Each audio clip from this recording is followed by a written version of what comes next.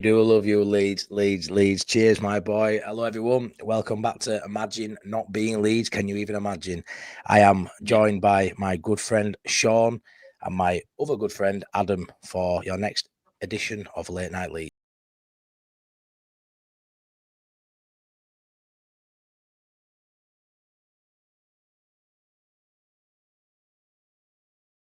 How good were that, guys? Come on. Well, let's just do that all night. Play that over and over and over. Say nothing.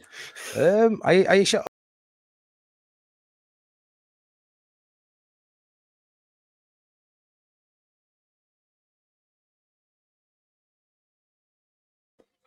How good is that? There's lots of little cool moments there as well. Everyone watch that back over and over and over. How good is that? It's flying across. There's players' appearances, years they play. There's loads in there. Cups, all the titles we won. There's loads in there. Loads. Look at that righteous one. Who's done that? This guy, although be like modest and say, he had a big heart. I just asked someone. Yeah, who, by the way, and importantly, is also a Leeds fan. Quality designer, quality motion graphics guy. Adam is the best finger pointer in the world, ain't you, Adam? It's all you know, not what you know. 100%. Oh, I agree with that, mate. Yeah. Innit, Adam? Yes, absolutely. Right, before we dive into it, I'm going to get into some of these chats. So, tickle those likes for the lads. Thank you very much, Top Banana. Thanks for being here. Gavin James, good evening, Matty.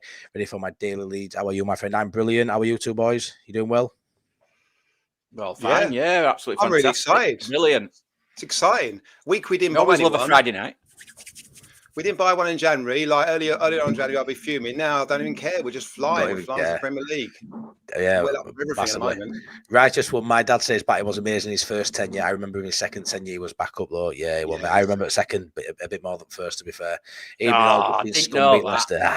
Bugger. CB, I didn't know that. Yeah, look at the Shaun. The bat is the only right answer there, in my opinion. That's the other three aren't too bad though, but yeah. I voted for Strachan. Can't go wrong with that. So, yeah, anyone who hasn't seen, there's a poll up for the latest segment of the Leeds Legends. Last week, who won, Shaun? Tell us. Tony Yeboah. Yeah, man. The man. Class. The legend. So we've got to open up touching on Tony Yeboah, haven't we? So, let me just start by saying his goals, did he score a bad one? Not that it matters. A goal's a goal, but Tony Yeboah just had the extra summit, didn't he? Just an absolute diamond. We didn't have him long enough, to be fair. Imagine the goals that he scored if we'd have had him, a lot longer than 2 years that we had him. Was it 18 months, 2 years?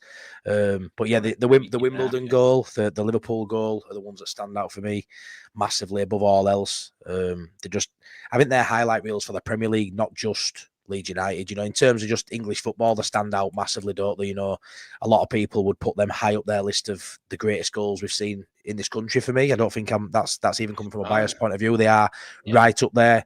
His technical ability, the way he hit a ball, he hit it so true, so ferocious. He'd find top corner with every ounce of velocity and power, and he could muster up from that body of his. He was just an absolute legend. And like I say, it's a shame we didn't have him longer, because he'd have gone down as even more of a legend. I mean, when you've only been somewhere a couple of years and you're held in the regard he is, shows you what a truly special player he was, doesn't it, Shaun? Absolutely, Matty. I mean, you just hit it on head there. I mean, what an absolute legend. I mean, I'll go through with him, but it obviously came from Eintracht Frankfurt, and he was the top goal scorer in the Bundesliga 2 seasons on top before we got him, which is a feat in itself, isn't it, really? Yeah, it is. Yeah, it is. He had 68 goals in 123 appearances for Eintracht Frankfurt, so you can see why we bought him. And he actually came in January 1995, so to say we don't sign bad players in January, we signed bad players in January. He would have quite good one, wasn't he? Not half, yeah. 3.4 million he came to Leeds for. Absolute. I mean, back in the day, that would have quite a lot of money, but came first Ghanaian player to play for Leeds United. Obviously, he made an instant impact. He scored 13 goals in 16 games straight away. And that's probably the time when I fell in love with him straight away. It was just goal after goal after goal. Then his standout season was the 95-96 season. He finished top goal scorer for Leeds United with 19 goals in all competitions. Obviously, like you've just said, he's known for his thunderous strikes, the power in the man. I mean, the size of his legs as well, it was just amazing. And the goal against Liverpool, that stunning volley, it cannoned enough. I mean, even who was in the goal that day now? I can't remember who were in goal that day, but even he said no keeper in the world was stopping that strike. No. James, Liverpool. James. I think it was, wasn't it? James. James even said he will never stop in that. No keeper would stop that, and he still remembers that as one of the best goals in the Premier League. Now, then there was the Wimbledon goal. I actually prefer that goal. It was just a fantastic solo effort, and the power. Shaun, and the look at that. This guy was here. This Duncan were there. Duncan were there, Shaun. Oh, it's brilliant. Sorry, Shaun, to butt in, but wow. Wow. Wow. Wow. Do you imagine if it didn't go in, it'd took your head off, Duncan, wouldn't it? Wow.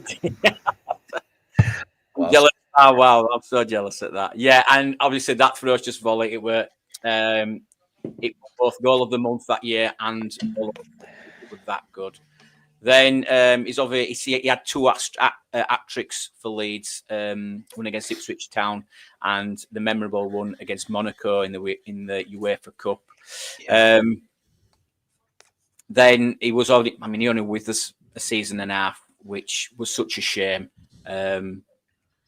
Obviously, the manager, George Graham, coming in, and I just don't think he fancied him, and there was a bit of a fallout. I think he threw his shirt into dugout when he got brought off against Tottenham, and it all went wrong there. And then he left and he went back to Hamburg, and even at Hamburg, he scored 32 goals in 66 appearances. What we're doing when George Graham came in, getting rid of somebody like him. But he's left a legacy at Leeds, and he's just going to be remembered as a cult hero for years to come. He's just with his power and his incredible finishing. Them two goals was said. It's just two of the great goals that he scored. That's the thing with some of these goals. Like, he had no right to even try and shoot, let alone score them. No. Like, how can a keeper possibly set them when the ball's dropping? He just smashed it into the top corner against, like, off the crossbar. Yeah. But my favourite, and I think general population outside of Leeds fans, the favourites always Liverpool. Liv ones always spoke about it a lot more, and they spoke about it in like Premier League. But for me, it's Wimbledon. Yeah, CB. Ball bounce, bobbling around, pass. They just smacks it in. It's unbelievable technique, unbelievable. And it's not for you. It is, and if you look, I was watching some about the greatest goals in the Premier League, and it's not only, it's ex-players that still remember goals like that. Like I said, Dan James and Peter Schmeichel. Even him, he even remembers the goals that Yeboah scored against him when he was scoring against Man United. But they held him in such high regard. The fact he only had a season and a half, is crazy, absolute crazy. Ridiculous. And that's down to George Graham. So yeah, thanks for that.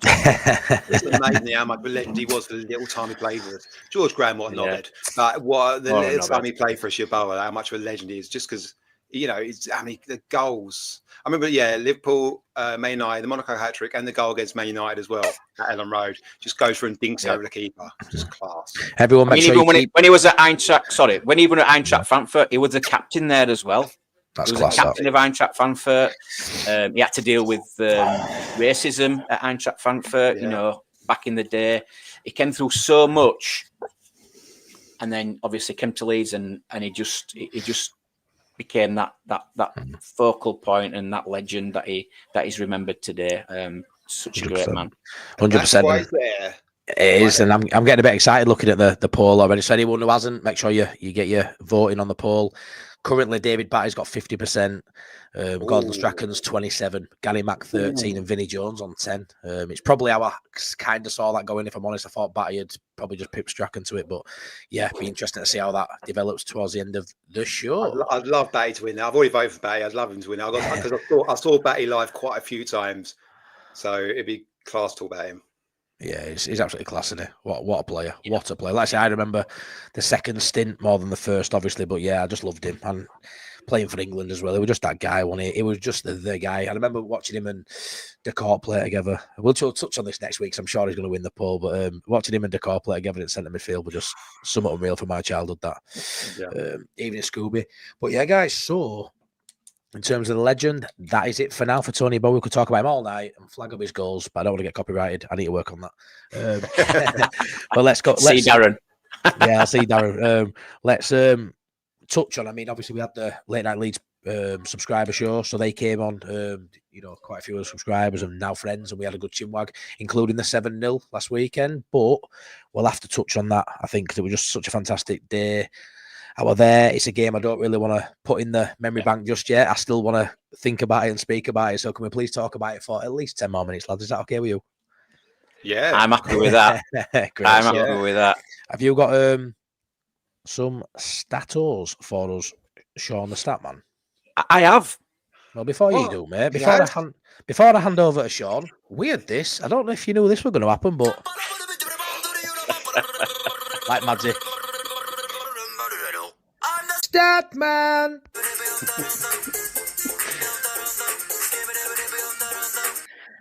Go on, Shaun. Yeah, you had some stats.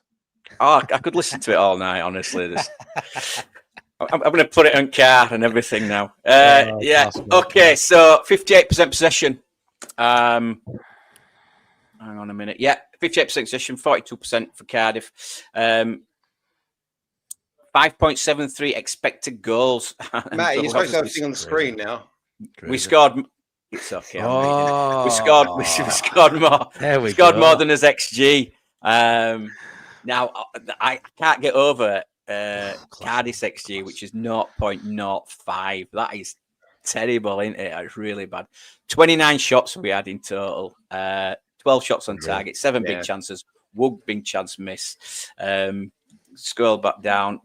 Hang on a minute. Yeah. 8 block shots, 18 shots in sight box. I mean, it just shows to show how much we were just pushing them back.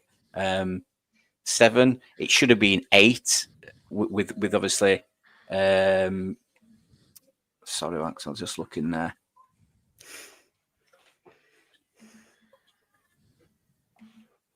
Yeah, there we go. So, like I say, accurate passes as well. I mean, 87%. Cardiff actually had 83% accurate passes. So, I just lost it there. Hang on. He's a stat man. It's gone off. Oh no, his internet's lagging. It is. Running behind. Boo. It is. The show's come to a halt. It's gone off, but no. So obviously, you've got the stats on the screen, haven't you? There you go. We have, yeah. But Matty's not worked out to make that whole thing a screen yet. It went off then. We should whatever. We'll get there. All the effort I make and whatever. Anyway, 7-0. What can you say? Like incredible. Like I've got to be honest now. It's gone a bit for me. I know it's 7. By the way, so 7-0, 3 points. But I think the most important Nonto, Joseph scoring, the performances. There's loads of stuff to carry over from that game. Loads beyond. Yeah. Beyond just, there was some really good player performances. When Nonto scored, for example, it was great. All this bad attitude stuff. Nonto scores all the players straight round him. I think that proves his bad attitude stuff is absolute nonsense. He just doesn't. He's not very good at coming on as a sub, which is, okay. It's what he does. Like he's just not very good at it. He first starting getting to rhythm of the game. Joseph scored, obviously getting upset. That was incredible. But he should, lost. And it was just 6 different goal scorers as well, which were fantastic, weren't they? It's the start. Oddly, Bogle was the worst performer on numbers, wasn't he? Mental. Yeah. He just wasn't that. I guess he wasn't that involved for once. Usually, so much good stuff goes through him, which is an odd one. But it's just there's loads of stuff to carry forward. It's the start of that momentum.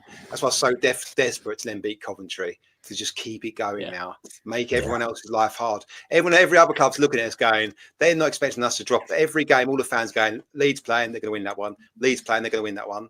Coventry turned up Wednesday. Leeds playing, they're going to win that one. Their players turned up and 40, I think. It's just we're so good at the moment. It's that Cardiff game, honestly, lads, the atmosphere were just phenomenal. I mean, I was in the Cop. Obviously, I'm normally East Upper, so obviously the atmosphere were always going to be better for me being in the Cop. But I couldn't have picked a better game to be there. I mean, the view were cracking, the atmosphere were just unreal. I mean, obviously, before we go into Coventry game, just touching on the Cardiff game, it's like I think it's going to be a theme now. You saw it in the Coventry game. Every time we get the ball, the lads look like they've got the intent to go score. We talk quite a lot, don't we, about they sort of rest on the laurels sometimes, a couple of goals and put the feet up. They don't actually do that, obviously, but there's a lot of murmurs, saying that we like to take it easy. There is sometimes a notable drop-off where they're quite happy sitting in and letting the other team have the ball from time to time. But that Cardiff game was like the first full 90-minute performance where I felt like they were just relentless, ruthless, on it from minute 1 to minute 90. And it became a bit of... It was like they were just having a kick around at the park with their friends. They were enjoying it. There were smiles on their faces. Everyone who needed a goal got one. Everyone who needed a good performance got one. The substitutes were all part of it. It looks like there's no divide between any player, any groups of players. It looks like they're all one. And it's so fantastic to see. I mean, I've touched on it before that I can't ever love the players or a manager like I love that Bielsa era, I don't think. But I tell you what, I fucking love these lads. I'm getting there with it. I'm really, really like these lads, who play for Leeds. I really do. I finally got it back on. I finally got it back on now. But Bogle got the lowest rating out of the Leeds squad, and even he didn't have a bad game, did he? And that just goes to show, doesn't it, how good we were. Yeah. Fair By the way, play. the team selection spot on as well. Rothwell coming in, give whoever rest. Like, it's perfect. Firpo came back in, absolutely perfect. Statman Shaun, you should know this, shouldn't you? You should know this one. You probably What's don't, that? obviously. I wonder if this is the only game in Leeds history with 6 different scorers. I bet it is. Yeah. I bet that it is. Yeah, I bet it is. It is. Yeah, it is. Yeah, it is. Yeah, it is because the Southampton game where there was only 4 scorers. So we actually know that. I see. Oh, okay. All right. Cool. Does anyone want to sing this theme tune of Fools and Horses? Because I don't. What's this? Scooby, stick girl cliche in your pocket. I'll fetch Skillatchy from the van. Can you do that in the theme tune of Fools and Horses? I assume it goes. In your pocket. Go on, Adam. I'm hearing the rest. We'll add that as a jingle next week, Scooby. We'll have to practice that one. We'll practice that one. Who put the ball in the Cardiff net? R2. That's that's on the spot. That's just making up songs. That's brilliant. Yeah, it's class that. Yeah, we can't pick out individuals now. It's virtually the whole team. Yeah, well, to be fair, it is. I mean, sometimes you do have the odd player that stands out. We've had it, a few weeks ago. Solomon was standing out in most games as the top player along with Bogle. Now, you're getting to a point now where how do you pick a man at match? It literally is 5 or 6 individuals, and you're trying to pick from. The last few games, I haven't been able to pick one guy. It's been at least 6, maybe 6 or 7. You couldn't argue, could you? The Cardiff or the Coventry game. So many in their groove, and so many players are in their groove at the moment and hitting top gear. Solomon somehow stepped up another gear again and looks far too good for League. Rodon looks absolutely like, if you get in a physical battle, he wins it. If you're trying to outrun him, he outruns you. Like, he's looking unbelievable as well. Like, there's so many. Bogle as well. Get into the Coventry thing in a second, but yeah, everyone's in a great rhythm. Like, we keep pushing on here. I'm going to keep saying that. 100%. I mean, the biggest thing for me in that Cardiff game was the substitutes coming on. When you look at Nonto coming on and immediately getting that goal, he needed a goal. A goal. Mateo Joseph needed a goal. And then you talk about your Avansons and your Piroes, obviously they weren't subs, but they played and they needed big performances. But notably for me, the bench we've had of late, for how good they are, they haven't been coming on and impacting games as bench did earlier in season when you had your Solomons and your Piroes on there. Now they're starters, and rightly so. You've been waiting for a Joseph and a Nonto to come on and do the same impact the others were doing, and you're finally getting that now, mate. Finally getting it. There's 2 points to that I think. Our best bench players have proved Dan James and Piroe. They're two that can just come on and hit the Dan James full burst fan and Piroe's my own player. The other lads haven't really done it, but they're coming on in some tough circumstances sometimes. Either we're 2 up and sitting back, or the other team's doing a low block and they're coming on trying to break that down. Well, we haven't been able to do it for 70 minutes already. It's no coincidence lads come on in a game we're still attacking and they both score. Like the circumstance, I think they're victim of circumstance a little bit. Don't get me wrong, it doesn't particularly matter. They've still got to do better in the opportunities they get. But I think you're just going, they're not doing well as subs. I think it's a really tough gig, that. Really tough. Yeah, I agree. I agree. Moving on to the Coventry game then, because let's be fair, that was just as good, lads. That was just as good. Would you not say? Yeah. I watched it back today. We just have a laugh on this show, don't we? We just have a laugh. I love it. Sorry, mate. Yeah, so it's all right. Yeah, 54% possession we had. Now, the expected XG were 3.64. So we know, and even by the eye test, we should have scored more goals. Should it have been 7 or 8? I think that's where I'm getting mixed up before. Should it have been 7 or 8? It could have been. And it's, the chances missed. 20 shots we had, 8 shots on target, 6 big chances, 4 big chances missed. I mean, how many big chances have we missed this season? Can you imagine if we'd have even scored half of those big chances we've missed over the season? We'd have been into like 90 goals at the minute. So it's crazy to think. Passing accuracy, 84%. Corners, 8 again. We might as well not even bother counting the corners because we never do nothing from them, do it? It's very rare. True. Looking at Coventry, again, 0.5 expected XG. We're just absolutely nullifying teams. And they had 9 shots, 4 shots on target, 1 big chance, 1 big chance missed. But then there was the 2 saves from Millwall, wasn't there, that kept us in the game. And we're going to have to talk about that because they were fantastic saves. And remarkably, Coventry only had 3 corners, which I thought they had more than that. They scored a lot of headed goals this season as well, so we did really well not to give them corners. Yeah, they have 2 on the night as well, to be fair. So yeah, and interesting. Bogle got the highest rating on FootMob, so he went from one of the lowest against Cardiff to the best against Coventry. But the lowest rating was Dan James, 6.9. For us, it's interesting for Mob, isn't it? Like their ratings, it's obviously it's interesting. It's based on stats, but actually, it's usually there or thereabouts, even with the eye test as well. To be fair, they never. I did think Dan James were off it. I did think he were off it against Coventry. He's obviously shooting and wasn't as good on that. So shooting were off it. I don't think the rest of his game were though, Shaun. I think his shooting were definitely off. Which is probably come down. One thing I do think, Matty, was he got a lot of space in behind, which we don't normally get. But anyway, every other time, a lot of times this season, he's got that space and found that moment and got that crossing and found Solomon or Piroe, and he just didn't do it this game. So there was a drop off in that because he's been so good this season, and the expectations high, isn't it? Well, it's the finishing one. We got spoiled against Cardiff with the 7 goals, so we were expecting more against Coventry, but you can't argue at 2-0. But if Millwall had pulled them saves out, we'd have been ruining the chances, wouldn't we? If they'd pulled it back to 2-2. Well, let's be fair. His shit would have hit the fan. But didn't you call it an IOU? You can rip up one of his IOUs now, can't you? Definitely. For that Sunderland game or Hull game. For me, yeah, it's a game where we should have been out of sight, and it's actually remarkable considering how well the outfield players played that we're sort of touching on the fact that Millwall saved us points, but in the reality is it did. On any other day, probably 99 more times out of 100, he probably concedes at least one of them 2. And when he's only getting a hand, what's that? He's had 3 or 4 shots on him in the last 4 or 5 games. It's been nothing for him to hold that level of concentration to pull out. When Ellis Sims got on the end of that, I'm waiting for net to just nestle. I'm assuming it's gone in because the angle it was showing you weren't great. You couldn't see through bodies. I thought next it's going to move its netting, and for him to get down and save that, it was Gordon Banks-esque. It were unbelievable. Yeah. And this is what's so frustrating about him because he's clearly got something. We've seen it before. We see it in spells.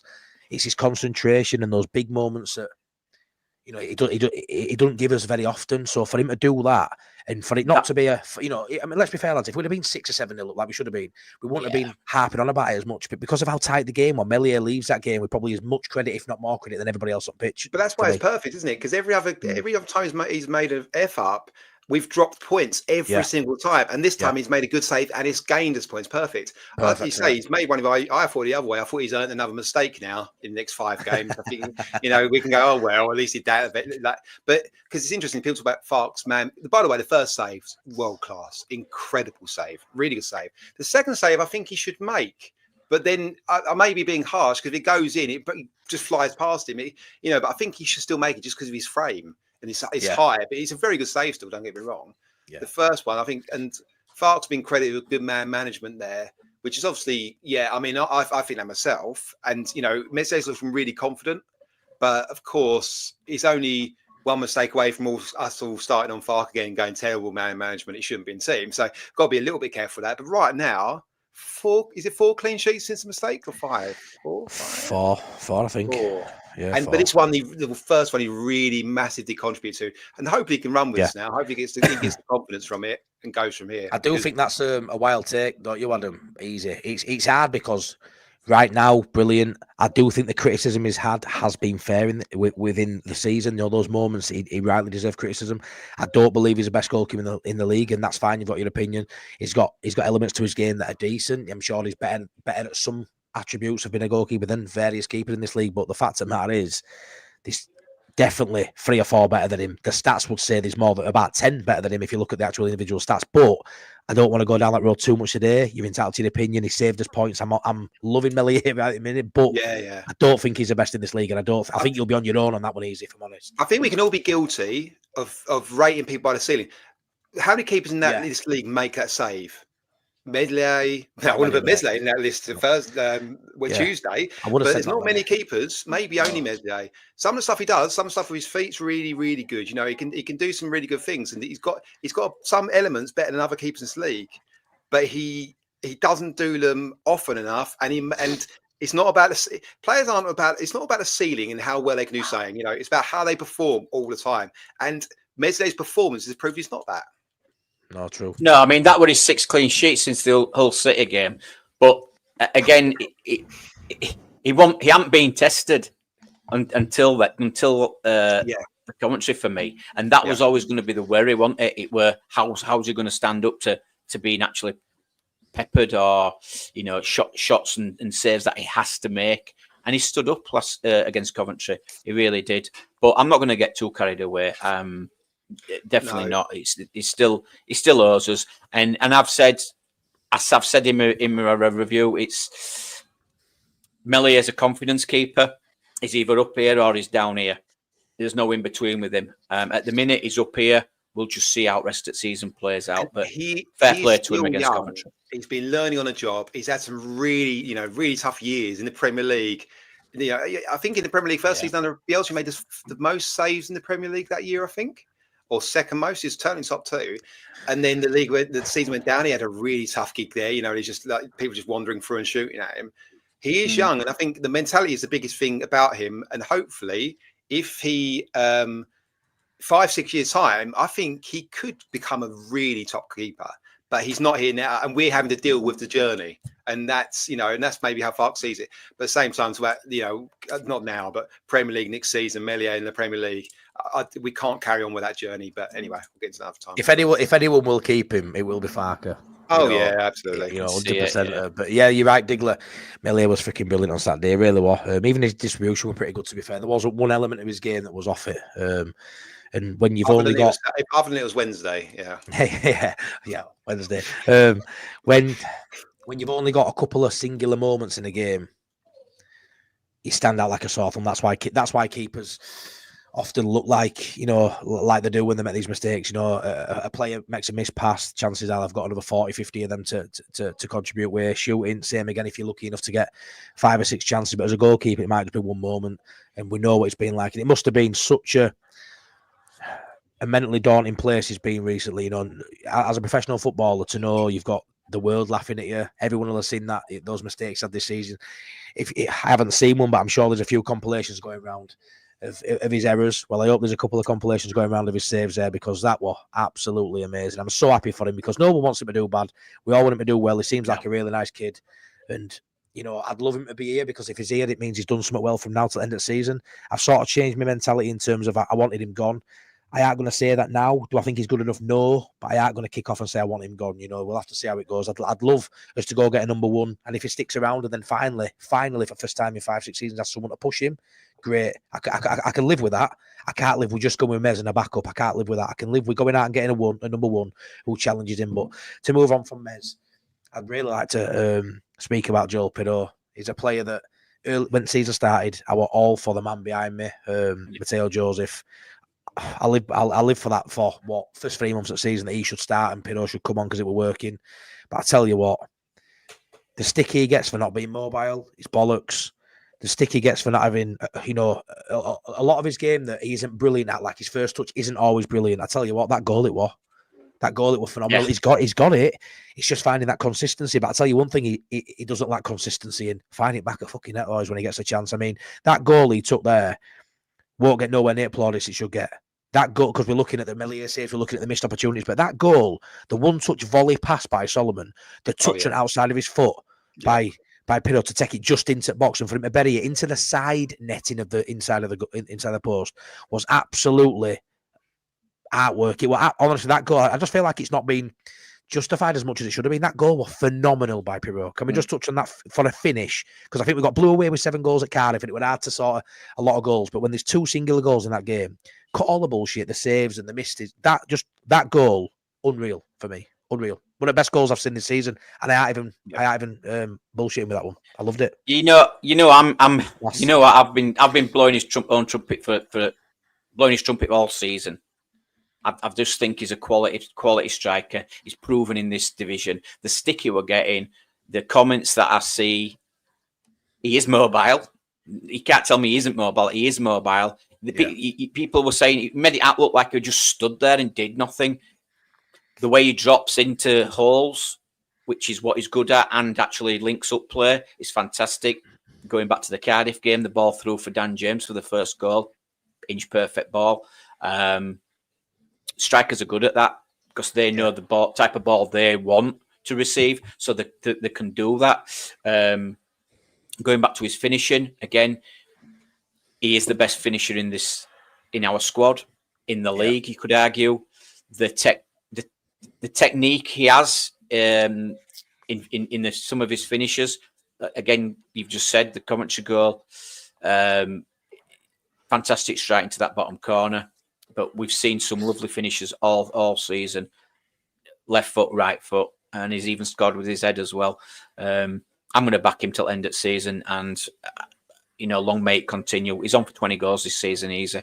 Looking at what he's done so far, what is it, 12 goals so far this season. I think he can get 30 G now. Three goals in the last 2 games. Like I know it's just the ball from Solomon was there's no one else in the team that could do that. What he did there, I agree. It looks easy in a way, but it's just about cushioned the weight, opens his body. Yeah. It's so good. I mean, Solomon has raised the technical level of the team by a long way. Like it's an odd thing to say losing Somerville, but Solomon's better technically than Somerville. He is unbelievable. It's a little bit of skill he done left wing, just skip past somewhere. He shifted the ball over like after 70 minutes, 80 minutes, whatever it was. He's so good. But then Piroe, you say everything about the finish is perfect. Like he just take the couple of touches and then just the finishes. I mean, the XG wouldn't have been very high on that. Like, it wouldn't be massive. It's a really good I agree. finish. It's class. And it's just like shelling peas to him, isn't it? Just bangs in the bottom. If you watch him, he's really good with his feet. Sometimes first touch lets him down, but so does Joseph as well. But and same with every player. We could say that about Aronson as well. But he has really good feet when they've got the ball down there. And I just love him. And I think even if we went up to Premier League, he'll get minutes, mate. He'll get minutes. He'll get minutes, and it's like we're having. I don't know whether it's Shaun or Danny. You need a striker who is going to finish the chances that what we get, because we might not get a lot in the Premier League. So the ones we do get, we need somebody in there who's gonna finish them. And I believe Piroe can do that. And the best of ability is availability, guys. And like I say, he's never missed a league game through injury. He's very. He's very. I mean, he missed that Harrogate game, didn't he? Because he had a slight knock. It was just an easy game to bring it out. He's always dependable. But I think what it is with Piroe is sometimes you can be, like sort of penalised for your price tag. And I know 15 million is not massive in football in terms, but in the Championship for Leeds United, massive. We signed him as he was the statement signing when we got relegated. He was that player everybody wanted a statement signing. We didn't know how good some of these players were going to be. Kamaras, Jigrue, we didn't know, did we? Didn't know how good Ampadu were going to be. But then you get someone like him and he's a born finisher. And he showed that early on in his career, even though we're playing as a 10 for massive parts of last season, he's always created frustration, because I think we all thought we were just going to get this absolute killer in front of goal who'd do it consistently. And he did it in patches last season. He still come up with decent numbers with 14 or something, I think, playing out of position for most of it. And I think now you're seeing a confident Piroe who now fits the system better with a year of learning.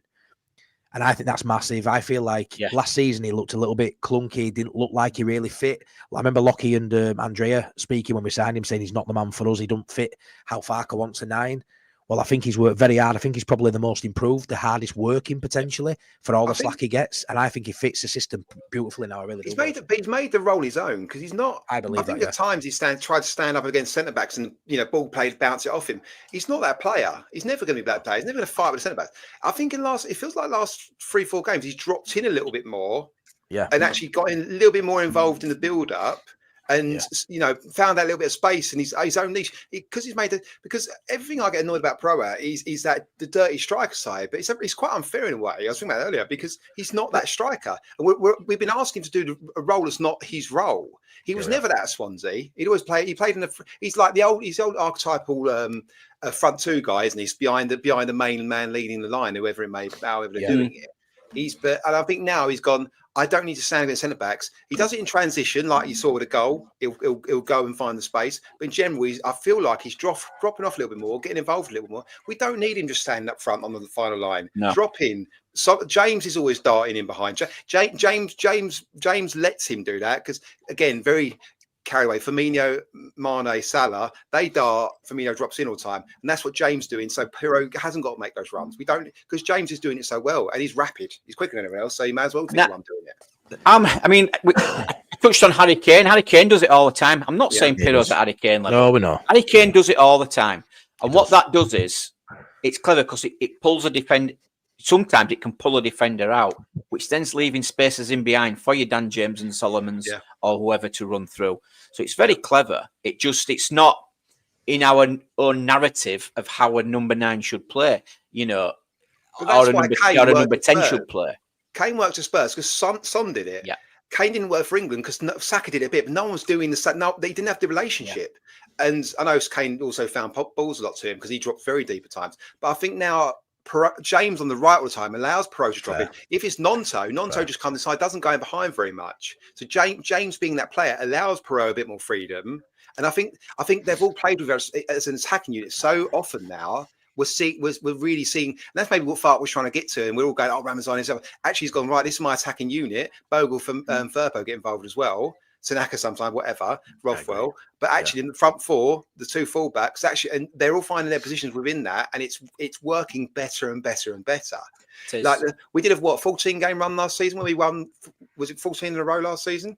But there's a lot of one goal wins in there. This feels really get carried away, run over. But this feels so different. We feel like we're on top of really good sides. Like in the Championship, these are really Cardiff and Coventry were two form teams. Yeah, and we beat them comfortably. 8 game without a loss and 4 straight wins for Cardiff on it. Coventry, yeah. So I don't know what you guys think, but sorry, I love this, Shaun. Piroe is world class, better than Harry Kane. Possibly now, but yeah. You give him an image, he takes a mile. This is true. All of a sudden, it's true. Is that Digler? All of a sudden, with Piroe, it's like we've got a new signing, and I'm not saying it's happened overnight, but I feel like this last month. 100%. I mean, it was only a few weeks ago. There was someone making a compilation. I think it was a Burnley game. There was a compilation going around of his poor touches, and some Leeds fan compiled a video, Adam, of like a minute and a half of how bad he was in this game. The Burnley game is just a one-off. We put that down. We know what that game was all about, and that now looks a great point. In the middle of the performances we've just had, but like when you actually look at him now, I do feel like I've never really been excited to see Piroe play. Now I'm excited. He feels like a new shiny toy a little bit. I don't know if that sounds daft, but I feel like out of nowhere, he's all of a sudden looks like the man now. I feel like I wonder if the mentality. I don't think. Go on, Adam. Go on. I wonder if the mentality is, a fund out the window. We know with 99% sure Adam Armstrong was offered to Leeds United. He was offered for a straight loan, 60 grand, pay it for the rest of the season. Don't think there's any loan fee, otherwise West Brom wouldn't have done it. And he might have gone percentage wage West Brom. I don't think they do 6 grand, to be fair. That was the offer. Oh, no, you can't have Archer. We want to keep him ready. Oh, no, so you can have Archer for 20 million. And we go, no, we don't really want to do that. He's not be a Premier League player. That's just silly. Okay, I have Adam Armstrong. He got 20 goals, whatever it was. He got a 30-goal contribution in the Championship last season. And Fark's gone, no, you're right. And Piroe will know, if Fark's smart, which I think he probably is, he sat down with Piroe and Art shows gone, you are my guys. I've been offered this. I don't want it. You are my guys. And I think Piroe switched it. I think he switched on before that. And I think we're seeing that. And I think we're seeing it because he's Fark's guy. And he's been Fark's guy for a long time now, which I think is really important. I think players like that, don't they? They like to be loved. And they say everyone, it all works together really well now. And do you know what I like as well, guys? How, even when he was subbing, he never moaned. He just came on, got a goal, and got on with it. Yeah, he did. Never complained once, and he earned and worked his way back into the team, and he hasn't lost it really since. So he's too chilled to complain. You see him score a goal, he goes like that. He don't run around punching the edge. He goes, yeah, next goal. I mean, I don't know. I mean, I used to play up front. Obviously, I've mentioned it before, and I don't know if anybody else in the chat. And that's why I'm sort of I watch him when he's playing and his movements, and he's a really clever player. And I think people need to watch him more, and I think that's why we sort of noticing him a little bit more now. Where before, you never really looked for him. You know, you were looking for sort of like your other players in the squad. But yeah. I like watching him play. I really do. Andy says here he were really irritated watching him only get 10-15 minutes in early part of the season. Problem was, I understand if you're a Piroe fan, that could have irritated you, but it didn't irritate me because he normally scores, so it didn't bother me. And whether it did work 100%. I tell you, I've just got to flag this comment up because it's been killing me for the last 10 minutes. Yeah, thanks so much, Grim Reap. £10 super chat. Honestly, that's massive. Thanks so much. I'll have to buy these to a pint when I finally £3.33 each. Recurring. Thanks so much for that, mate. It means a lot. I can't believe anyone would give any money to. You get me you can nearly get a pint down here for that. Yeah, I bet, mate. I just watched Leeds, Daniel Farke's first day at Leeds. The fact that only Bamford, Joseph and Strauch left in the video, everyone else had sold or not wanting at the club. Farke cleared house. Yeah, Farke, mate, has done such a good job for me of that when he first walked in, into a right shit show, didn't he? So look where we are now from that first day he walked in. What a difference, lads. Do you know what? What a squad. Farke's massive on attitude, isn't he? And squad harmony. I don't, and it didn't appear so like some players left in summer. I don't think he really. I don't know how much he cared that Somerville left. I don't care. Like he was massive on squad harmony. Not to say Somerville was bad for anything. You just don't. Just guessing. But I'm not guessing he was or wasn't. To be fair, I don't know. But he is massive on squad harmony. He's massive on being the main man of a club. He's massive on being a manager. He's not a first team coach. He's a throwback in that. He wouldn't work for a lot of the bigger clubs in the Premier League because they all have these direct footballs and stuff. He's seen all them off, as we know. So summer window didn't go where he wants. You're all right. You're off. I'm in charge now. Like he knows the Championship. He knows inside out. And you're right. He does deserve a crack at the Premier League. By the way, the Premier League. Everyone goes back. Farke's Premier League. But Ampadu buying him. I think I've said it on this before. But that was his record in English football when we bought Ethan Ampadu. He's been in Premier League twice before, and that was his record transfer. That's crazy. Yeah, it is. How are you supposed to do anything in Premier League with that? No. Yeah, no, I get that. Fully get that. So we need to move on. Before we do, we've got to bring the prediction table up. But before I do that, just want to say, please please subscribe. There's 66 people in here now, which is great. Thank you so much for watching. Please check out Shaun at Wilco White's. I'm so proud of my mate, Shaun. He's hit 100 subscribers this week. He was on the Just Your members stream yesterday, which was mint. I was like a proud dad, even though he's older than me, but also so funny when Joe came on. He was like, "Hi, Joe." It was so all the big funny. dogs, all the big dogs. So it's honestly just, I know what it's like, Shaun, because I've been on Joe's show. I've now got him as a friend. I speak to him, most days. I've had message off Joe. It's very nice when I don't want to say you're idle, but in this space, the sort of you look up to them. To know they're such nice guys, and they really are. Everyone in chat who's maybe never spoken to Joe and Joe, they're really nice guys. And to give us an opportunity and inspire us to do this, I will buzzing for you to be on that show. My mate Callum as well, LUFC Passion, check him out. But I just want to say I'm really proud of you, Shaun. 100 subscribers to be on with Joe. Brilliant, mate. I'm made up for you, buddy. And your first live today as well. So if anyone wants to see Shaun's video from earlier, he did a live. Obviously, it's stored on there now. So please go check out his preview for tomorrow's game. Get behind Wilco White. He's a really good friend of mine. Yeah, so I just wanted to say that before we move on. Thanks, Matty. I honestly appreciate that. I really do. Mate. I know you do. But obviously, going on Joe's with Jared and that, and you know what? They don't bite. They're not that bad, are they? No, they don't bite. Lovely guy. Yeah, I'll turn on Just Joe, and then Joe's on there, Jer's on there, and my mate Shaun's on there. Class. He's made a big time. Won't see him again. Class. Yeah, and there you go. Try next time I do a live. Next time I do my next live, I'll try and put a bit more notice on it. It was sort of a last minute sort of thing that I thought. Who was your first comment, Shaun? Who was your first comment? It was somebody called Adam. Yeah. Well done, Thank you, Adam. Well done. And it went really well. It went really well. It did an hour and a half, nearly. I were on, so it You was did you did really well, mate. Chatting with It was subscribers, really good. It was Matty-esque. It really was like just chatting away. It was really. It's so familiar, so nice to watch. You know, it's my now favourite type of content on here. Thank you. Chat back and forth with it. Chat getting involved. People feeling involved in the conversation. It's really good. I think. What I've always said, lads, is, and Shaun will be the same. No disrespect, Shaun. We don't know more than anyone in chat. We're just the same as everybody in chat. We are in the chat for all these other channels. We just had, we just wanted to give it a go and put us confidence issues and as worries to one side to give it a go. And Adam's same. Adam came on a subscriber show of mine, probably thinking, do I do it? Don't I do it? Came on at great value. Got great comments your first time as well, Adam. And you're not asked for having your own channel, but you're so happy to have a show on this channel. And it's just an amazing space. And you get frustrated. I mean, you live in where you live. You're not inundated with Leeds people. Are you around there? So I understand it's nice to, now you've got 2 lads from Leeds who you can chat to daily on WhatsApp. You've got this on a Friday night. So good for mental health, so good for getting anxiety out and your stresses and celebrating wins with everybody. It's just such a great community. Is this? And I don't want to go too deep in it, but I'm a very deep guy when it comes to emotions. I'm just a big soft gentle giant, but I love it and I love you all, and it's just class. So good. We love it. We did the subscriber show the other day, and it's really good. Matty, me and Shaun and Dave, do you want to do it? Yeah, great, brilliant. And it was a brilliant show. It was great fun, and. Do you know what? So the first time I was so nervous. Because people in the chat going, "Oh, I was a bit nervous, didn't want to come on," or "I'm not going to come on a bit nervous." I was so nervous before I come on Matty's for the first time. Really, really nervous. And I don't really get nervous. Meeting me, what? Yeah, you were starstruck. It was so well. Yeah, it was because Danny was on there. Yeah, I was so out of my comfort zone. And then coming on, I really enjoyed it. And you just sit there and chat. You just chat to fellow Leeds fans. It's so easy, and this is great fun. I love it. And by the way, everyone was so nice in that chat that day. That actually prompted me to come back and do other stuff. Like I know we started chatting, Matty, but I probably wouldn't have done it even so if the chat didn't come back and say, "Oh, this guy's actually okay for a Southerner." That's what they didn't. That's it. That's it. I know. You mint, mate. You mint. Philip just finished watching the Scum match. They are so lucky. A second goal. Yeah, mate. Bloody Scum. Don't worry about it, mate. What score? They're steering the doldrums. They're so crappy. Somebody put it in chat.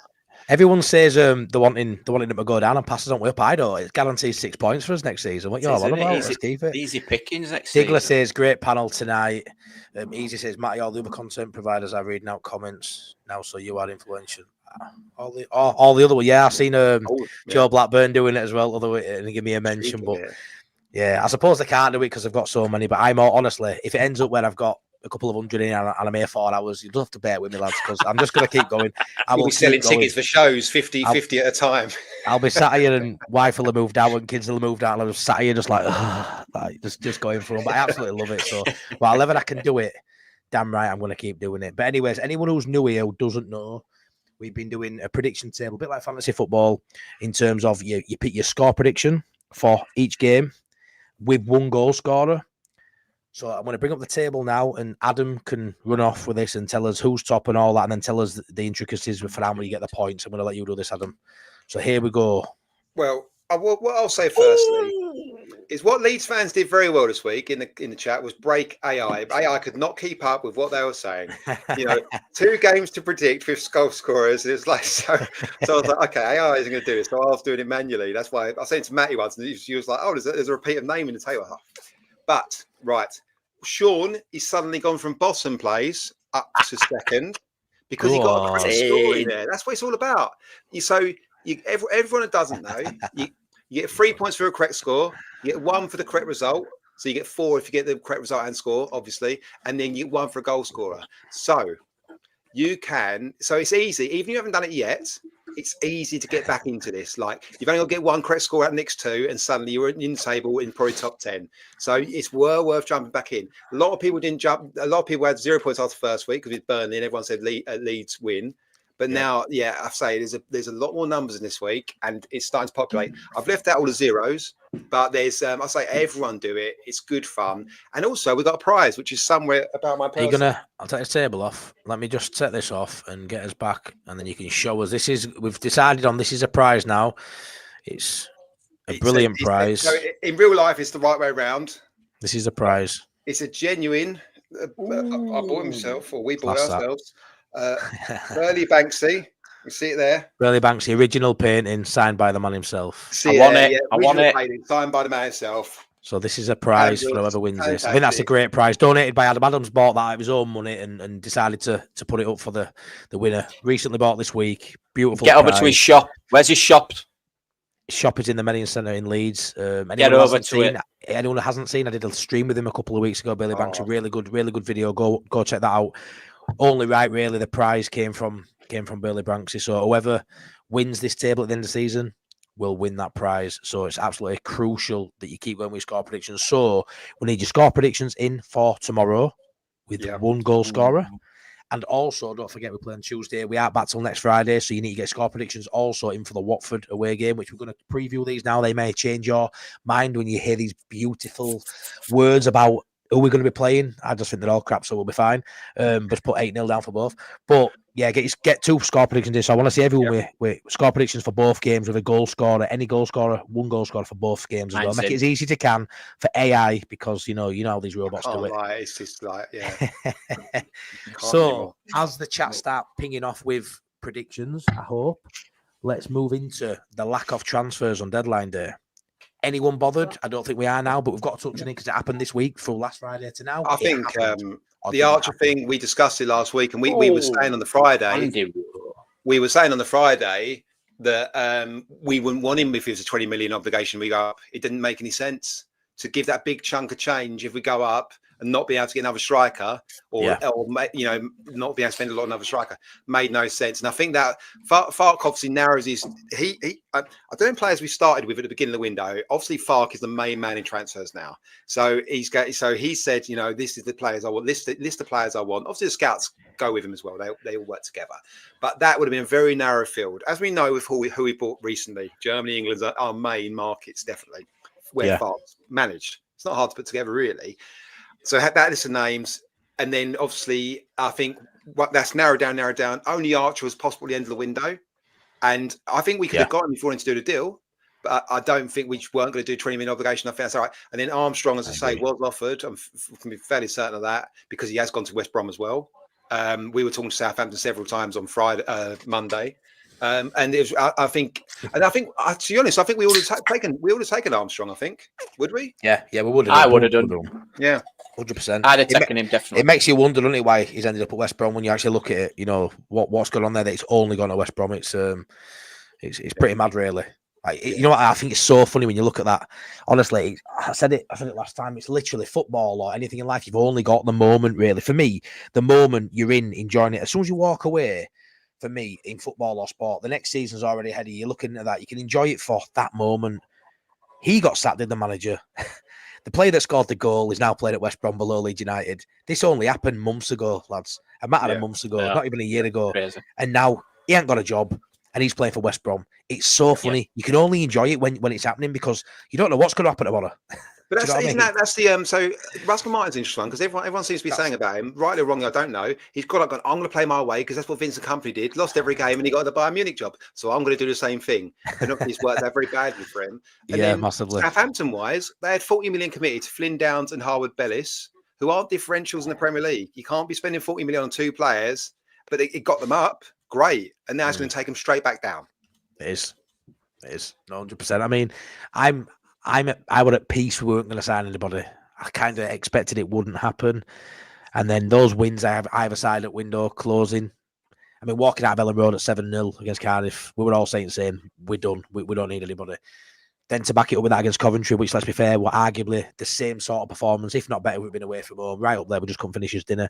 There's nothing I've seen since that window closed or just before it closed that makes me worry. Obviously, dodgy injuries creeping in that could always happen, but I do think we've got enough in every aspect. Honestly, I do. I think if Aronson gets injured, we'll finally see that 10, a winger have to play in 10. Oh my gosh, a winger can't play in 10. Where are you most vulnerable? I think centre half. I think where are you most vulnerable? Right centre half. Right centre back. Yeah. That's my main worry. That's the only one. For me. This is probably only January transfer window I've not had a meltdown about. Yeah, I agree. We've got you know what I mean? I am fussed. Who's that? No. We've got an Austrian international who doesn't get a look in. And I know he's not really been fit, but he's not even talked about. It doesn't even think he doesn't. In Falk's press conference, it's always the Strauch's out Ampadu plays. It's not like, he goes, but when Wober's fit, he might get a look. He doesn't even mention it. No. Yeah, instead It of won't 20 cost million, 20 million, pay sure Bamford enough. off. He probably made his And it wages, costs- probably would. Why not? Yeah, just pay Bamford off, get rid of him. But yeah, it's I don't know. I'll tell you what, Adam, you're gonna have a trouble breaking these scores down because a lot of them have just put. There's two lots. Yeah, I don't know how you're gonna work it out. I don't know if the first I've comment by got somebody. a Pro AI account. I pay big money for that. It's when you get someone world score. It's when you get someone just- scores the wrong way around, and they're wrong, but they're actually right, It and you don't know goes which into way the they are. table. But You couldn't I do it feel last like week. Adam. I feel like you're our Tony Stark. Well, thank you, Shaun. But I'm saying You're that our last Iron year Man. Leeds fans defeated AI with the way they wrote all their scores down, and I had to do it manually. But this week, I'm sure it's going to just take it in and go right, bang, bang, bang. somewhere We'll there's be an there. angry 5 ex-girlfriend of a minutes Pat later. Bamford voodoo doll. Yeah, I agree. Gloves are off. Sweet science. Hi, mate. Hi, Matty. The guys in the chat. Hey up, mate. Welcome.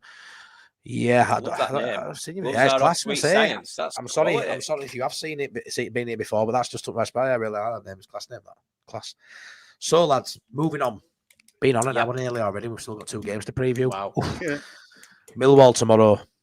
Okay. First question I want to put to you both is: do you give a shit? I do. Do you? Yeah. Good.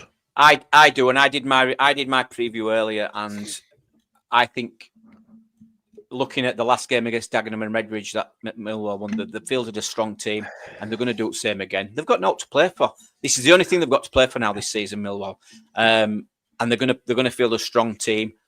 I'm slightly worried, depending on what team we field. I still think we'll win, but I don't think it'll be as comfortable as what we think. I know you do, Matty. But I mean, we're talking about playing Gilavogi in midfield. Does he? Maybe Stroik comes in, Ampadu moves into midfield, and we play Rothwell because we are away again against Watford, where again we know it brings Gruev into the squad instead of Rothwell. So I could see Rothwell playing tomorrow. I think it's going to be tougher. Can I say though, Shaun? You're saying they're going to play a decent full strength side. Why does that bother you? Because I'm more bothered. I'm more bothered about what team we're going to field, i.e., likes of Gilavogi. Are we going to play him centre half? No, I hope not. I hope They not. won't Are we do going that. to play him even in midfield? Can he last 90 minutes? I don't know. He doesn't need to though. If he does 70, I'm sure he can do 70. But I mean, I saw watch your preview and was saying they're going to go for it. They're going to go for it. I hope they do, because if they go for it, we'll put 7 past them. Like, If they go for it, it's if they don't go for it, it's the problem for me, Shaun. I don't know if you meant go for it as in come out all attacking, or if you just meant they're gonna try and win it. They're gonna really focus on it. They're going to go for it. They're going to go for it by fielding a full strength team. Yeah, that's full strength team. That's how I'm thinking. Which equals Duncan Watmore, George Honeyman, Billy Mitchell. I said this on my last game. I've signed a lot of players. You know, they've signed a lot of players this January. They need to. I'm just being a bit weary because we're not going to be fielding our. Yeah, I'll interest in you. We're not going to be fielding a full strength squad. That's all. But you always touch Does on Darlow it, start as well? But Shaun, how many times do you touch on our second string being a top 6 side? They're not top 6 side. It is. That's why I'm thinking though. No, they're not. But they're not. Look, the Millwall, they're going to be up for it. So it's like that for me at the minute. It's a bit of a balancing out act for me. Adam, I want 10 changes. Do we see Schmidt playing tomorrow, Adam, or what? I hope so. Again? What's the point in not playing? Who cares? Like, just, I think he's good enough to contribute to the team. Make 10 changes. I think the only one I'd leave in is probably Dan James, oddly. I'd like to see Nonto in the 10. Actually, let's try someone in the 10 that we think actually might, if anything did happen to Aronson, let's give him a go in the 10. Let's play him there. Let him learn the role a little bit more. Let's use the opportunity. We make 10 changes. What I don't want the FA Cup to become is a stage like, because early in the window, I thought if we don't, last week even, if we don't buy anyone, do I want to lose against Millwall because it's such a distraction, the FA Cup? And I've not quite got there, because I think we can still change 10 players per game and still have a really strong side. And give everyone, give Ampadu a rest. I'll go Livogi in midfield with Rothwell. Neither of them going to start against Watford, especially if Strike's back. Strike and Woba centre back, Byron right back, Schmidt left back, or vice versa. Probably the other way around actually. James, Nonto, Ramazani, Jackson, Joseph up front, and Darlow in goal. That's what I'd do. I'd leave one. I think you've obviously got to leave one in because we haven't got another 11 players. But and James is the one I'd leave in. Give everyone else a rest. everyone. I think he might leave Ampadu on the side. I think he loves Ampadu so much and just a hub of everything. But I think he might leave him in. But Strauch's back, so maybe not. Yeah. I think he just plays Aronson. I think he keeps Aronson in for me. I hope not. I think Fair point at 10. I don't think he will do Aronson this one because he didn't do it last FA Cup game. If he desperately needs, I mean, if he needs rest more than anyone else, he plays 90 when everyone else comes off in 70. He's always playing the 90s pretty much. Aronson's the one I'd rest first, probably above anyone else. Actually, the opposite end of it. He needs it, doesn't he? He does need it, but it's whether Daniel Farke.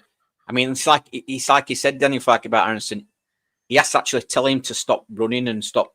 You know, he's at it all the time. He's like a Duracell bunny. You know, I sort of want all the time. I don't want to be a negative here, lads, but I do. I was speaking to Adam earlier, and he's not massive. You had a few things you wanted to say about Aronson, didn't you? So I've just seen this. Well, yeah, I'll try. Won't go too mad, but like super flop Aronson. I don't think he'd been a super flop, but. What do you think of Aronson at the minute, mate? Aronson's optics and the way he is as a player, the issue everyone has with him is his worst abilities, worst traits are what you expect of a 10. Finishing, passing, slotting balls in. He can't strike a football very well. So, and it's amazing. Our 10, it has the worst traits of the first thing you'd list as you need from a 10. Yeah. But then I started thinking, well, maybe same as Piroe. Piroe's not an out-and-out 9. Aronson really is the only one he selects in 10, but I don't think he's an out-and-out 10. I think he's more of an... In a 4-3-3, I think Aronson would be a much better player because he'd play a bit more like a click. He'd knit the game together, he'd get around the pitch, he'd make his tackles. But I think we're asking something of him. We're asking the wrong things of him, which is a bizarre thing to say when he's the only 10 in the squad in Farke's eyes. But I don't think... So Farke knows everything we know, of course, and loads more. So he knows what Aronson's good and bad at. Of course he does. No matter what we say. Yeah. And he's not a creative 10, and he's not a finishing 10. He's not a box crashing 10. No, and I've now run out of things I would put as a thing before a 10. And to go, what is he then? Well, he's not a 10. Yeah, but you just say, Adam, to be honest, you're right in what you're saying. Farke's getting the best out of what Aronson can do. The same as Piroe. Yeah, he's getting the best out of what Piroe can do, and that's a good manager. Yes, we all want Pablo Hernandez number 10. We do, but Aronson brings something different. But you can't say he's been a flop. There's no way. If he rests Aronson, it's the first sign of the apocalypse. Love that, Mark. Love that. I thought that was Donald Trump, to be fair, but anyway, yeah. Gavin James says, I think Aronson is underrated. His work rate is excellent. He's more of an 8. I don't think he's underrated, you know. That's what I'm getting at, Gavin. I don't think he's underrated, though, Adam. I think you either love him or you don't. You know, I think there's a half of fan base really, really value him. Other half, I don't think underrate him. I just don't think, like me, he's just not my ideal 10. I love to watch a beautiful, expansive, creative 10. I love what, like Jorginho. Yeah, Piroe. Jorginho Rutter last season. I was nearly crying when he left. I was devastated because he was my enjoyment when I went to Elland Road. I pay my money just for Rutter, so that's what I want. He doesn't give me that joy to the eye, but I tell you what, he doesn't half bloody work hard. And you know, for someone who won't blessed with any great abilities, all I've got is hard work and sometimes now, it's a vital cog in that engine in that mechanics of Leeds United. He's vital to a degree. So he is. He's vital to the system. No, he is. Go on, Adam. I think right now, vital to the system. Our attacking unit is working incredibly well, and he's part of that. Regardless of what we think and whether he's an 8, I say he probably is an 8. And he's asked to do 10. He's not, but as a player in our attacking system and the way it's attacking as a unit, he is a big part of that, regardless of what we say. So, you know, there's no need. I think we all know his failings. We all know he cannot be a 10 in the Premier League. We all know that, but it's neither here nor there because right now we are in the Championship and we're winning games of football, and he is playing the 10. That's a fair point. That's a fair point there. Aronson reminds Easy a little bit of DJ before it sort of clicked. Yeah, that's a good point. Easy bad point. That ain't a bad point at all. Yeah, it's a good point. It is a good point. I say, but I don't. I think I keep saying this now. I don't think he's a 10, and I think he never will be a 10. But he's the only 10 part. Part was picking a side. So it's a bizarre thing to say, but I think in other teams in different formations, he'd be a better player. So, and I think it'll click. I don't think it's going to change. No. The best game I saw Aronson play in the Premier Great League comment, was on the right against Arsenal. I thought he was fantastic out on the right-hand side against Arsenal. But maybe he needs to just mature a little bit as well to become a better player. Yeah, 100%. Get a bit more know-how of the game, because at the minute he's trying to do everything at 110 mile an hour. And that, which you know, is his age, isn't it? But he tries to do things fast, and then you can same time say he hangs onto the ball for too long. So it's like really hard to find a middle ground because both things are true. It does hang, yes, I know what you're saying. It's more of his movements to me. He's like, yeah. He's always he's doing he's so good at pressing. He's so good at pressing. I took going back to the Coventry game. I did actually touch on it. How we closed the ball and we closed the opposition players down so well. We had Tanaka in there, Gruev and Aronson. Them three closing space down, closing players down, closing off those passing lanes. You know, teams can't play out. So that's the hard work off the ball, which we need to praise about Brendan Aronson. That's what he does bring to the Tanaka, team. Who breaks the laws of physics, because he has 4 yards of space in 3 yards of space. He has 3 yards space. He just seems to have more time and more space than's there all the time. Yeah. All the time. Yeah, that's a sign of a top quality player. It really is. I said to Matty the other day, I said that I think, and it's quite a big statement, Kamara and Somerville were really good technical footballers. Yeah, I think Tanaka and Solomon have upped the technical level of our squad. And they've replaced probably two of the most technical players from our squad from last year. So that's quite do you want a wild take? I've got yes. I didn't rate Kamara that much. I didn't, but technically we're really. I didn't see the hype. Do you want another wild take? Thank you, Richard. I love you to bits, but wow, Matty, your channel is equal to Joe and Connor and even the top manager. Thank you so much. I don't know about the channel. I'll put myself. Is that just Matty or us three as well? The channel, but this show I think as well. You know what it is? Concept wise, I have to disagree, mate. But I know what my morals are as a man. I know I'm a good man, so I'll definitely back myself as a man to be up there with them. But thanks so much, Richard. That's actually crazy. Some of the comments I have, guys, are just bonkers for me. But thank you so much. Beautiful. It's beautiful. Please like and subscribe to this channel. Please check out Shaun at Wilco White's as well. I just want to have starred one here because I think it's quite funny. If he's still in, I know people in chat have seen it. Here's Finn. Look, guys, Finn, the Coventry van, came in pretty hard on my preview show. Evening, well done, Leeds. Can't see you losing again. Barcelona-esque, but Boston United in front of the goal. Man of the match, keeper saved you. We would probably gone on to win. Those 2 goals went in. Leeds were held. I don't agree you'd have gone on and won. I don't. He's on a wind up. I agree with everything there, Finn, apart from you want to win. It said enough nice bit there. He had to sort of backtrack. In build everything's up, right there. In build up, Barcelona-esque isn't too far from the truth. In front of the goal, Boston isn't too far from the truth. The keeper was the man of the match, but that doesn't take away from how much we battered you. We were so much better than you, but that's not. You know, we should be battering Coventry. Look where we are. We are, for me now, building up to the point where we are almost a Premier League side. Now we've got 1 foot in door. The way we play, a style, the players we've definitely got Premier League players within our side. Coventry ain't got one. You know, I don't rate for Lampard. He's doing well under you.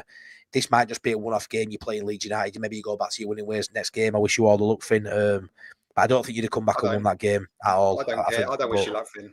I don't care. Love that, mate. Legend.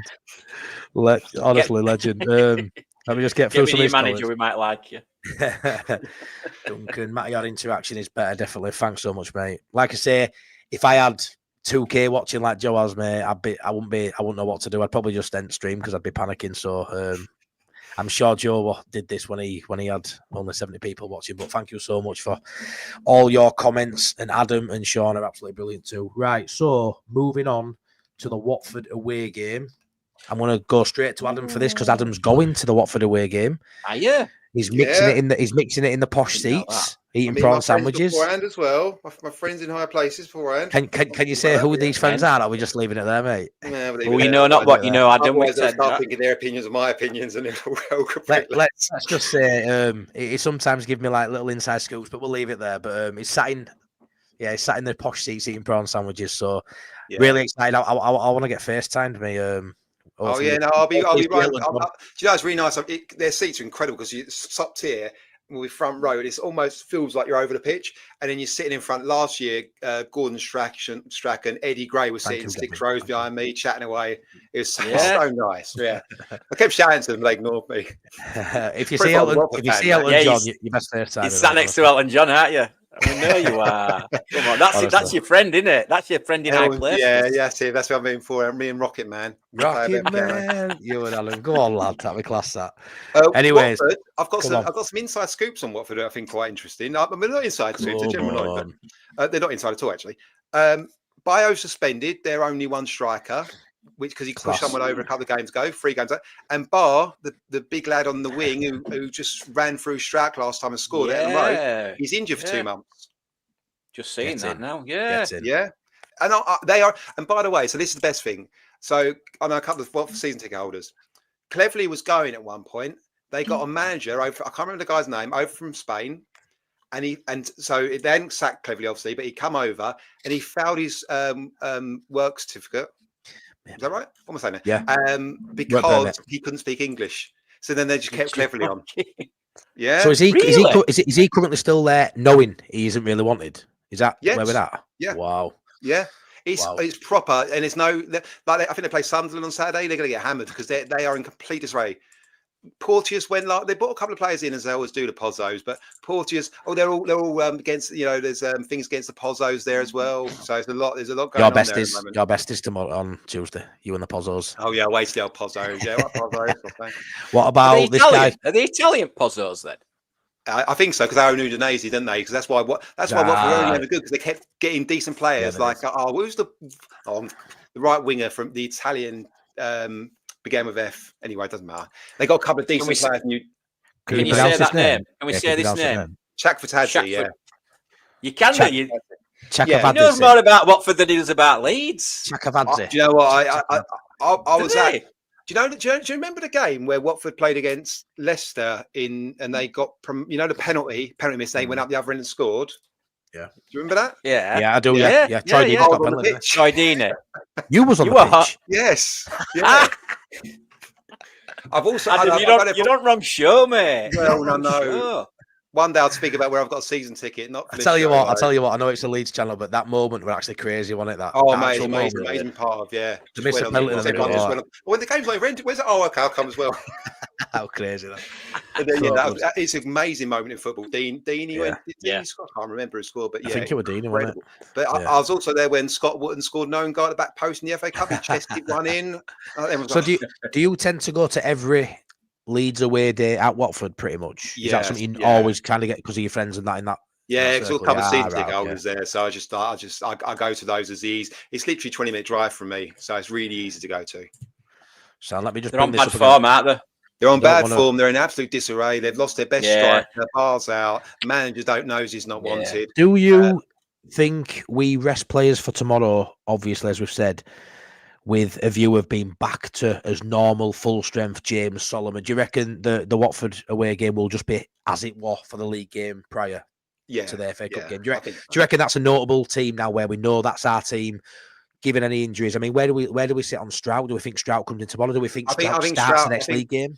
I think Stroud will start because he got 20 minutes of day, didn't he? I think he'll start again. I think he'll start Saturday, come off after an hour, and he'll play against Watford and Ampadu back in midfield. So I think it's why Gruev might start against Millwall because he's not going to play against Watford because Ampadu will be back. Yeah, that's a good point. Is that? Yeah, that's a good point. So do we think he's never going to drop Ampadu, is he? That's a good point. So do we think from? So I think from that it could be Gruev and Rothwell tomorrow in midfield. You reckon? Yeah, no, that's very possible. Yeah, maybe. So do we think going forward from Watford, it's Stroud back in midfield? That's that partnership back. Yeah, as from Watford in defence. Sorry, in defence, Stroud and Rodon.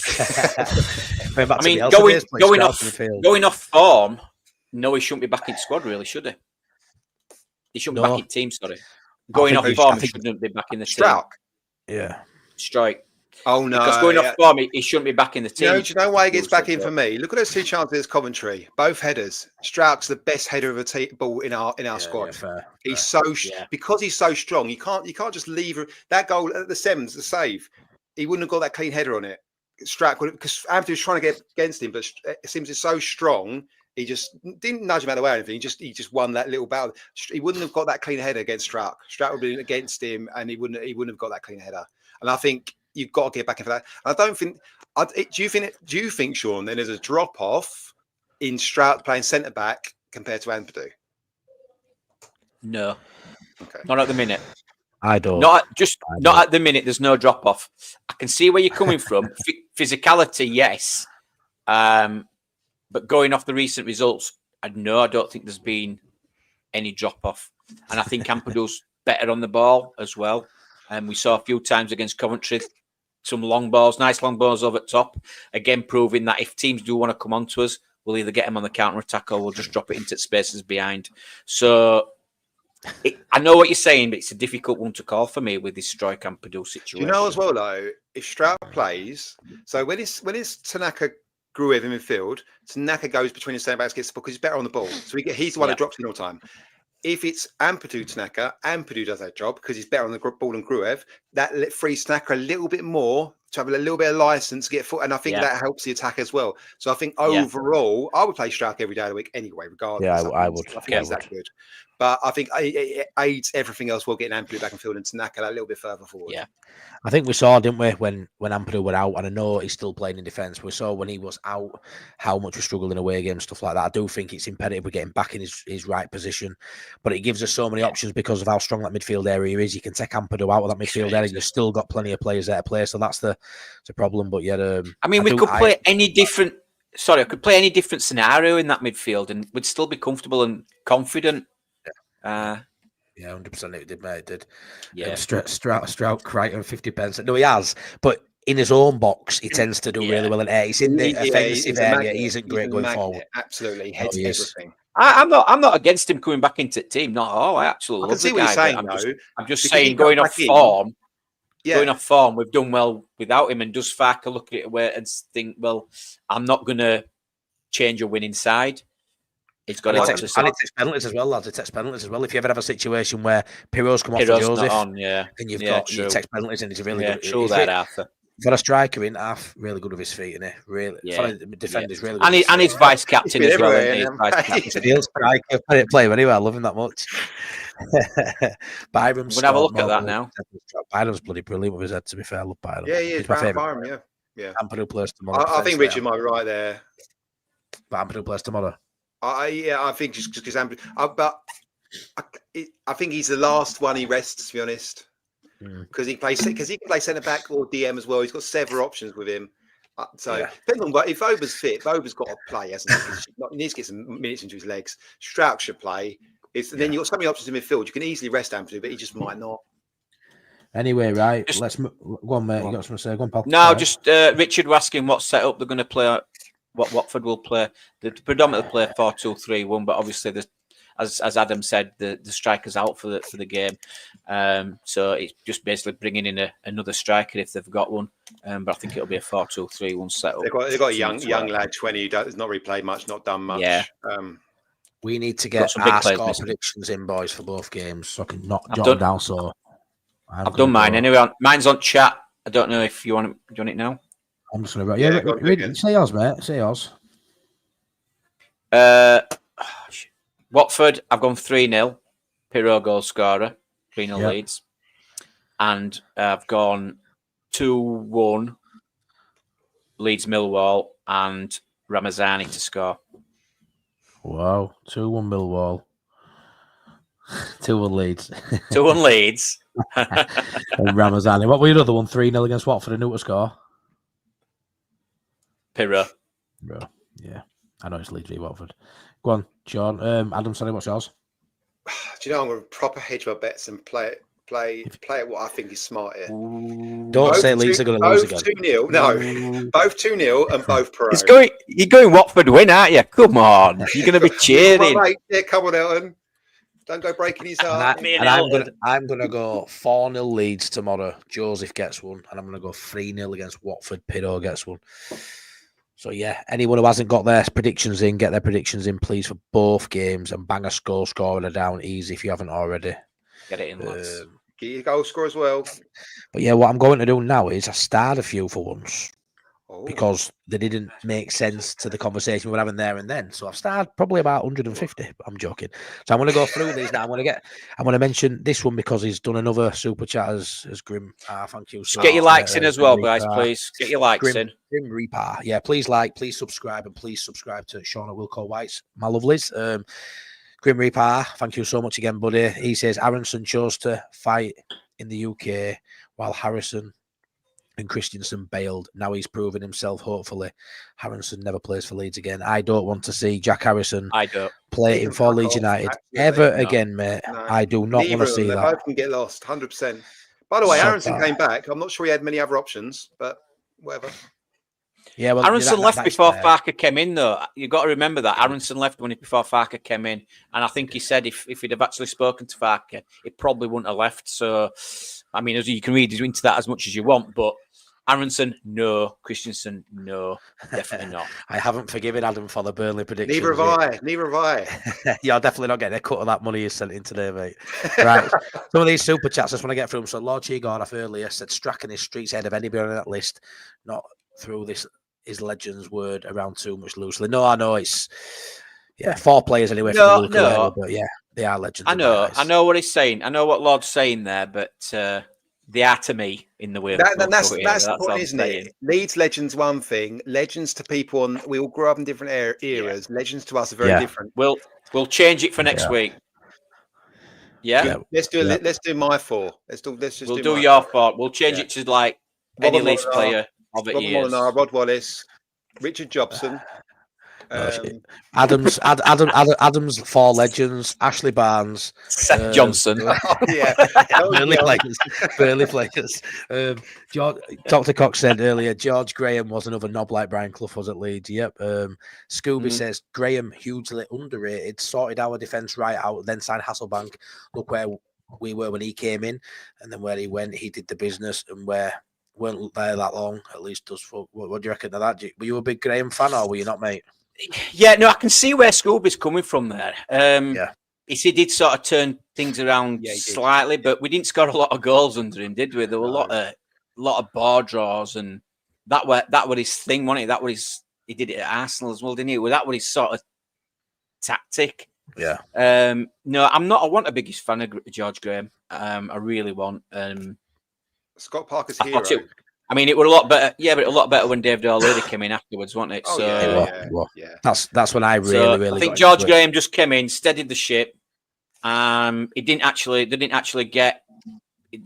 get us where we thought he would get us. You know what, though? Because he boring football, didn't he? Boring. He brought O'Leary in as his assistant, so he did. He brought O'Leary came in as a centre half. Oh, did he? O'Leary played. Yeah, he played for a time. Well, there you go.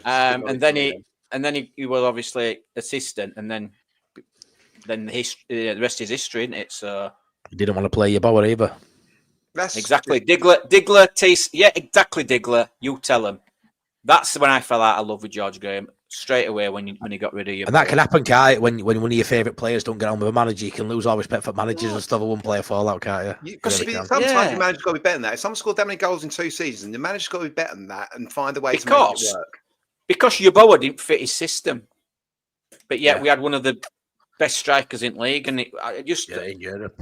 Did Hasselbank come in during the Graham era? So Graham, yes, I think he did. Yeah, he did. Yeah, stood there. What a player! By the way, for Leeds, the little time he was here. Quality. I remember standing behind the goal and when he was doing warm-ups, you had to duck half the time because you just spank him into the crowd. He'd miss the goal nearly every time, just smash it. I look at that, and Wilco got rid of Cantor now as well. So the both we don't like anyone now, then. I suppose. Yeah, no. Is that true? Yeah, but when Scum I don't think calling, that's true. Yeah, no, that's tough, isn't it? It is when Fergie came. Cantona went before, didn't he?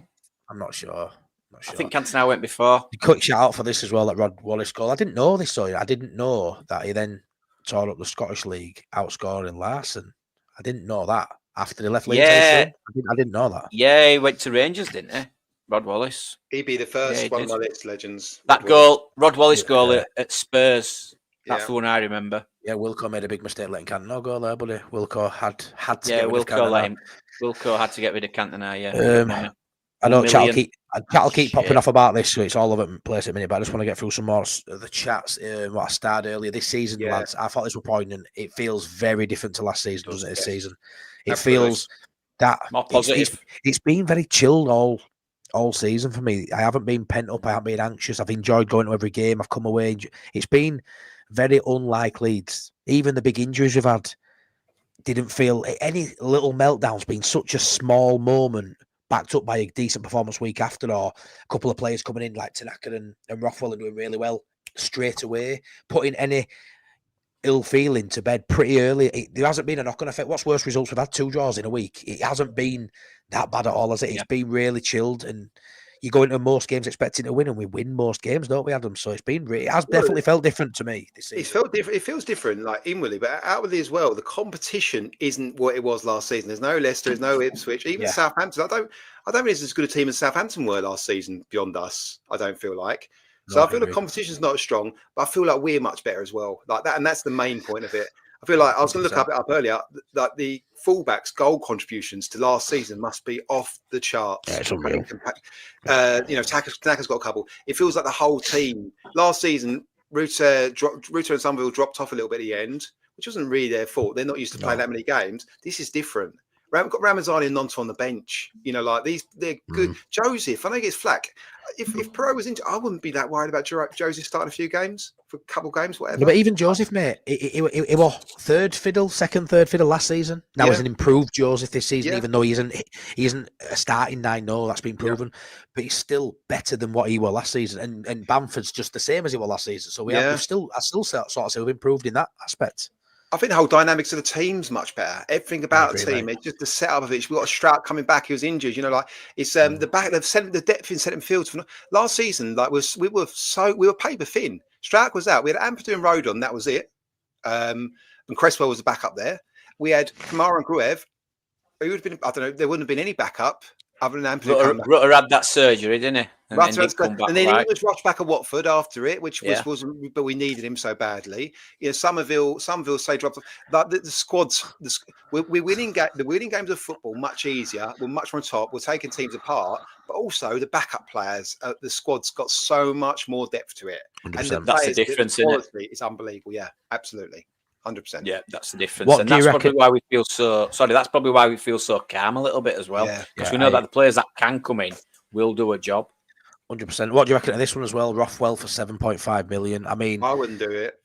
Where have we got the 7.5 million from? Is this a thing? Or? It must be. I heard through the week that there was a figure touted about, but I don't know how accurate it is. I didn't click on the link, but there's been a lot of people. I think KG did a video about it as well. That there were definitely a figure, so that must be the figure.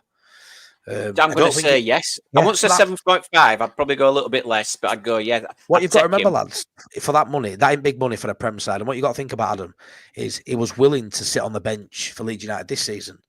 I haven't got to think about anything, mate. You can't tell me what to think.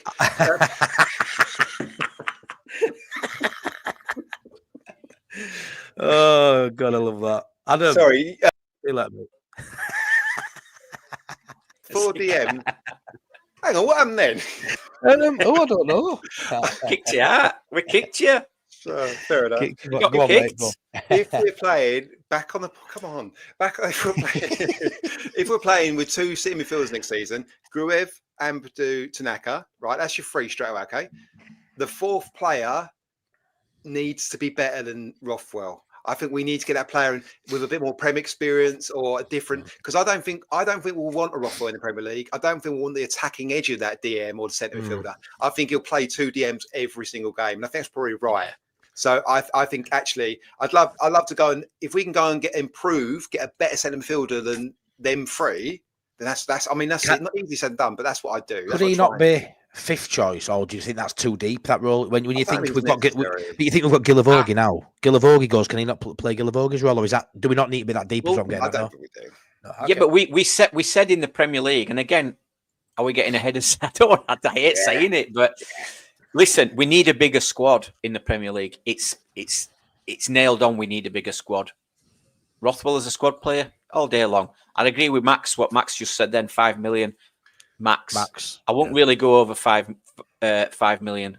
I think you're not bothered about the value, really, are you, Adam? You just don't think it's needed. On that, by the way, on that, I'm not saying it's not Premier League standard. I just don't think squad makeup. He's the player I'd want. You've got to remember, don't we have to have so many English players as well? Oh no, caught me out here.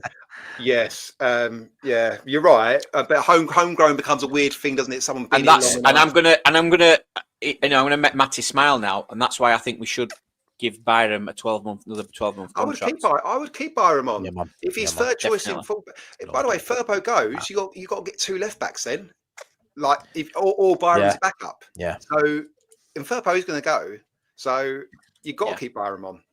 And Byram's got the Premier League experience. You've got to remember that. I'm not saying his legs out what they want, but he's got that experience. He's a proper pro. And by the way, he's still a really good defender. Really, really good defender. And we'll be doing a lot of defending. Thanks, Dad. It's cracking. He ain't really my dad. Thank you, Carlos. Cracking show this lads makes night shift easy. You know what it's like, Shaun. Look, I was looking at the thumbnail. He's younger than me. He's younger than me, I think. But you're saying though, Shaun, you work nights, don't you? And you're saying you listen to stuff like this while you're at work, and it's great to think there's someone working a night shift listening to Carlos, I feel your pain, man. And a Friday night, that's even worse. Are you guys still all right for a little bit longer? Yeah. I'll go till the game. We're all right till 12 if you want. I don't see Gruev in the Prem, Grim Reaper. I see him as a sub in the Prem. I like him. I think he'll be here in the Prem, so you need to get head around that, buddy. He's going to be here. I feel like I was speaking to Adam the other day, and I think he's very underrated. I know people are all convincing him now, so going up to Prem, I definitely believe there'll be a lot more than just you saying this, mate. A lot of people won't rate Gruev, but I think he's going to be here, and it will impact certain games. I just think... and he's going to improve as well, and I think when he's in the Premier League, he's going to really... push his game to the next level. He isn't a starter, Grim Reaper, for me. But he's going to start now, but he'll be. How old is he? Is he 24 or something like 24, that? 25, yeah. Yeah, he's not old. Yeah, he's a good player. You know what? He's a really solid all-round centre midfielder. I like him. Like there was interest in the summer in him, wasn't there? In German clubs, top flight German clubs. Us writing him off, he's a bit. And by the way, he gives us an option of a 4-3-3 sometimes, because I think a 4-3-3 on the left hand side, covering left back, covering his head of centre back. I think he could be he's a. Can I just? Sorry, Adam. Can I just rob? Who's player is Rothwell? Southampton. Southampton won't be in the Premier League next season. Oh shit! Is he Southampton? He's Bournemouth. Bournemouth. Is it Bournemouth or Southampton? I can't remember. Bournemouth. It's Bournemouth. Rob Brookett, I stand corrected. I'm so sorry, my friend. You're right. Yeah. Cut that bit out. Yeah, okay. Maybe 5 million. We might not get him though. That won't see the light of day. Don't worry, Shaun. But what I'll say about Gruev is Farke needs a bench he trusts, because we can't be having a bench in Premier League like last season where he finds half of them that he don't fancy bringing half of them on. Gruev's a player he trusts. So for me, as a centre midfield option, as a 2 on bench, Gruev is someone he trusts, someone he knows and we know can do a job. So I reckon Gruev's there as a midfield option 100%. He's played top flight Germany as well. He's good all round, solid, proper footballer. He's a solid guy. Clearly, he's a. I would have him in the squad every day of the week. Like he's a good footballer. Good footballer. See you later, Arthur, mate. No, 100%. Is there anybody else? Cheers, Arthur. Who in this side at the minute who is a Leeds player, other than Bamford, who has a contract at Leeds that isn't a loan player? Do you not want to see at Leeds United next season? This is a bit of a direct question. Who do you not want to see at Leeds United next season? Is it Meslier, the first one that jumps out? Who do you not want to see here in any capacity? I'm Bamford. I aren't going to say Meslier that harshly, but he'd probably be the first one that springs out to me. Outside Adam, that, is there anyone? Lads, I'm going to nip to the toilet. Adam, you go. And you've got a cafe with you, Shaun. And you've got a... What are they called? Is it what it's called? I'm 47 this year. No, mate, that's not very nice. Shaun, pick your laptop up and take it with you. It'll be fine. Just the right angle will be fine. We won't be able to see out anyway. Get binoculars out. We've just have a bucket down here, shouldn't I? Played Fat Frank. We've got my binoculars out. Go to the toilet, Shaun. Go on, lad. I feel all embarrassed now. Go on, mate. Get yourself off, lad. He's a stat man. What were we talking about? Is there any players currently who have got contracts for next season at Leeds United who you'd like us to get rid of, who you'd like us to sell? I'm not. It's not that way of thinking. It's an interesting point in terms of I think we need a fair few. So that fair few means some will have to go. For me, it's actually looking after players in our future in terms of people like Joseph. If he's not going to get minutes, Joseph should go. If he's not going to start, fair. If he's not going to start more than 8-9 games, which he probably won't in the Premier League, get him in the Championship, give him a loan. Other than that, there's not a lot of obviously people like Crew. Whether Harry Gray probably fits in the squad potentially next season. I think Harry Gray, and I know that's a silly thing to say. Tyler Dibling came from nowhere for Southampton. I wonder if he could. You reckon? Well, everyone, you listen to what Aaron Lennon trained him. He says the best young player he's seen. These are. He's supposed to be better than Archie. Like, he's 16 now. I think if he didn't have his injury, he'd be close to the first team now. Remember when Falk said it's about strikers, and he said we have got a few youngsters as well. He mentioned in a press conference a few weeks ago. And straight away, that made me think of Harry Gray. I think he's the real deal. I'd love to see him on the bench tomorrow. I'd love to. But saying that, I should have looked. I don't know if he played under 21s tonight. That's probably the biggest all and all that. But yeah, no, the draw won all. Just quickly, Finn has put great show, guys. Love the banter mix. But I tell you what, that's some credit there considering he's a Coventry fan. He stayed this long in show and said it's a good show. So thanks so much, Finn. Yeah, nice I appreciate that. Andy's got a decent money. I agree with all of these, bar Byron. I think you need to keep some experience in there as well. Cairns is one of your British. I think, and also he's clearly a great lad to have around the squad. You see, sometimes players going up. He's the first with an arm round. I think Cairns is good. Matty, lad, you've just made my weekend on that. It's better. I'm beautiful. Yeah, you look younger than me, pal. So no, cheers for that anyway, my mate. I'm glad we're helping your night shift. It's not worse than working nights. Does that mean you're going to set your alarm to get up nice and early for the game, aren't you? We've been a 12:15 kick-off. It doesn't have hamper things. That my little lad's got his second football match, and we're playing. So he plays for Allen Bywater. He's playing at Ponty. So he's playing at Pontefract tomorrow, but it's supposed to be 10 while 11, and I'm like so stressed looking at Alaska. Oh yeah. How am I going to get to Ellen Road in the stadium for 12:15? Can he play half? Text his manager. He's playing half a game. Sort it out. So he's playing half and a half time. I'm taking him. These things have got to be done. I said to him, if you go to the game with your mum and you play your full game, or you don't go football with your dad, or strategically we were smart, we could do half and then go to the game. He's like, yeah, we'll do that. So brilliant. I'm not going to be on. We're going to do a review. With it being an early kickoff, I'd normally do a review on the day. But I'm not going to because I'm actually off to Hornsey. My mum's kind of on for the night. Only for a night. After the game, we're going to go to Hornsey for the night and spend the day tomorrow in Hornsey. So I'm going to do my review on Sunday night. But I will be editing my vlog. And it's going to be a bit of an interesting one because I'm off with little lad. It's not even 6, it's 5.5.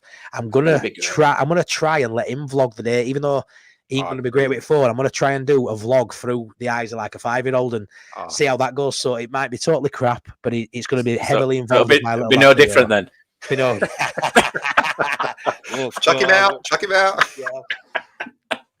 Sorry, bugger, fuck off. Oh God. You're gonna swap me back now. Yeah, swap me back. There we go. But no, so I'm looking forward to that. But yeah, gonna get away for a night, different 4 walls at Caravan, only for the night. But yeah, my little boy's gonna do that. So yeah, I'll just get through these comments. Anyone else want to jump in and speak while I'm going through these? Yeah. Where did we get to with players? So. What did I miss? We said about Joseph is not going to play. Mesle out on loan. Yeah, loan. Out on loan. Yeah. I think he needs to play games now, and that's what any younger players need to play games like Crew, Yeboah. If they're not going to get a look in next season, they've got to hopefully get championship loan. What about Verba? Do you say Verba? Voba can go, yeah. I think he needs to go. There's no point in keeping. But the problem is his value is so far down now, isn't it? After this season, just barely playing. But it is what it is, isn't it? We either keep him, but he's not going to be good if he's like 5th choice or something. There's no point in keeping him like that because we're going to need a centre back definitely this summer, even if Voba stays. So there's no any. We've got to think though. We got to think when we are if we get promoted. It's going to be Premier League prices as well, so their prices will shoot up. So we can demand a little bit more for these players, which is good. Yeah. I.e., Max Verbers. Well, look at Joseph mystical 10 million, and no one seems to have talked about, but Leeds United. I know. There's value in this squad. Like Christensen, hopefully we can get 5, 6, 7 million for him in the summer. Harrison, hopefully we can get I don't know 8 million, tenner. 8. Yeah, not much. True that, Mark. Family is everything, Mark. 100%, my mate. This is a great point from Bob. Biggest fight we'll have next year is keeping all the Tanaka. That is, we go up. I always believe it's hard when you're in Championship and you're staying in Championship. They're always going to go for Prem football. When you go up, they're going to stay with you for Prem football, but only for a short window of time because then they want European football. That's the problem. we've always been in Championship knowing that, yeah, your best players go to Prem, but once you're in Prem, that's not good enough again. They want to go again, don't they? So Tanaka will 100% stay. Point. But it is, I mean, I love this January how we didn't have any worries about anyone leaving, which is strange when you think how talented the side is. I don't know if it was just a case of there were no point going for anyone because why would you? We're bossing it. But how many years have we had where we're worried about keeping his players? And I would say this squad's better than any of the other squads. Yet this is the one time we haven't been worried about losing a player, which is bizarre because it would maybe point to the fact they're not that good, which I think it's the opposite effect. I think it's just what's the point in trying because they've got a good thing going. No one's going to leave at this point for me. Going back to last season, I were always convinced Somerville were going to leave. There was always that. Yeah. You know, there was always that thing where Gray were going to leave. Never saw Rutter leaving. I didn't think he'd leave, but you didn't have that feeling this year about Tanaka going, did you? In January, didn't have that this year. But where now I can't see. Obviously, when we get promoted, I can't see any of the big players leaving. I really can't. Like we just said, it'll all be fringe players, won't it? The market for the market that clubs will bid enough to warrant. I think of like Dewsbury Hall. What do you go, 45 million to Chelsea? You can't get promoted and lose your best players unless one of the 5, 6, 7 teams in the Premier League that want to spend that sort of money are willing to spend it. And that actually sometimes club goes, so the market is so small for the players once you go up because you're in control of the money at that stage that it's only 5, 6 clubs really going to make any dent on that. Probably 3, 4 in Europe. I'd like to think, I mean, obviously we always say every player has a price. Now I'm hoping that of Tanaka and Ramazani haven't got any silly clauses in the contract like the previous regime. So I'm thinking Tanaka, even if somebody came in with a silly offer, i.e. Chelsea's or something like that, that we would be able to turn it down because we have got money. I think it's well known we've got money. And we're in a spot. We're in a good position where we don't need to sell, especially in the Premier League. So we're in a good spot at the minute. But again, every player has a price. I mean, what would Tanaka be worth in the Premier League? I'm not being funny, 50 million. But this is a great point. Tanaka, for his football abilities only, is massive. But the fact that you've got that Far East backing, you're tapping into a market there that when you get to Premier League, that doubles, triples that. I mean, at the minute in the Championship, great. Yeah. Premier League having a Japanese international in there is just going to be huge. If he plays as well as he can, suddenly everyone's talking about him as well. It becomes 100%. Bigger and bigger and bigger. It snowballs. Yeah, 100%. So, guys, I think we'll leave it at that. I'm definitely going to squeeze in that our intro again as another outro as we leave it. Yeah, absolutely. But just get your last few comments in. Hopefully saying your good nights and your goodbyes. Anyone who hasn't put the score predictions in for tomorrow or Tuesday against Watford, please get them in with a score prediction. You can do it after this goes as long as it's done before the game tomorrow. Adam will input it with his AI abilities. Adam intelligence, not... that's what that means, AI, Adam's intelligence. Yeah, so no one knew that, but that's right. That's what it generally means. But I think Tanaka is more loyal than that. I do. I think the culture as well is being brought up in that. Don't get me wrong, I don't view push for leave. I say, but if Chelsea, Man U, one of the big boys that can spend fortunes on players, come in with 45 million, 100%, it becomes a different debate, doesn't it? But let's be fair, there'll be a bid by Brighton for him. Brighton will come in for him. He's a Brighton player all day long. I'm telling you now. He's a class footballer. He is. So Ina says, thanks all. You're welcome. Chilled Friday nights. Thanks for the company, chaps. He's really enjoying his football. He is. Great show tonight. Thank you. So, we're going to leave it at that. I don't think there's all else to add, is there, boys? Other than check Shaun out at Wilco White's. Please subscribe to Shaun at Wilco White's. Danny's not in here, bang it in chat, but you all know who he is. Wilco White's. Go check him out. Adam, just check him out now while he's on screen. Have a good look at him. Beautiful man. But brilliant show, guys. Thank you from Lanzarote. Get in. Watching from Lanzarote. I'm not jealous at all. Top show, fellas. Matt, you're a star. Thank you. Great show. Smash the likes on your way out. Please subscribe too. Yeah. And I'm going to leave you with this one. I'd like to get a bit deep. Mental health. Hang on, that's me. Put it in. It's called. Am I the Watford fan? Sorry, Matt. You are. Okay, really. Right, anyway, good joke. we're gonna leave you on this sentimental note. One sec. Let me just get this ready to go. There we are. Right. So, mental health is just as important as your physical health. Really, your mental health is everything. Prioritize it Make the time like your life depends on it, because it does. See you later, everybody. Thank you so much for watching. Love it.